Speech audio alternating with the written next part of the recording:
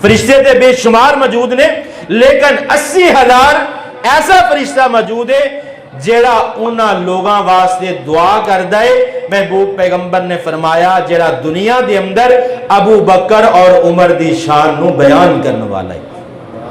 80,000 فرشتہ پہلے آسمان تے جڑا ابو بکر اور عمر دی شان نو بیان کردا ہے، او دے واسطے مغفرت دیاں دعاواں کردے نے۔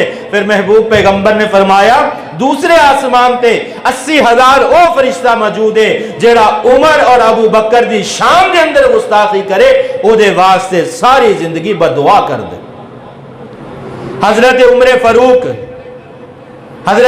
فاروق دی اگر فضیلت مقام اور شان نو بیان کیتا جائے، محبوب پیغمبر نے فرمایا ہے عمر جس راستے تو گزر جانا ہے، شیطان بھی اپنا راستہ اس راستے تو بدل لینا ہے۔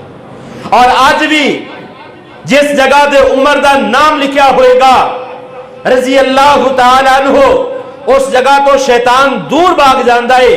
حضرت عمر فاروق دا مقام اور مرتبہ اینا ہے، آقا علیہ السلام فرماندے نے انا خاتم النبیین لا نبی بعدی، میں آخری نبی ہاں، میرے تو بعد کوئی نبی نہیں آئے گا۔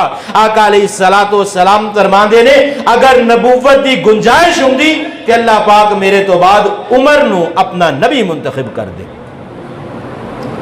حضرت عمر فاروق رضی اللہ تعالی عنہ اور حضرت ابو بکر صدیق دے متعلق محبوب پیغمبر نے فرمایا، آقا فرماندے نے آسمان دے میرے وزیر جبرائیل اور میکائیل نے، آسمان دے وزیر جبرائیل اور میکائیل نے، اور میرے دنیا دے وزیر حضرت ابو بکر صدیق اور حضرت عمر فاروق رضی اللہ تعالی عنہما نے۔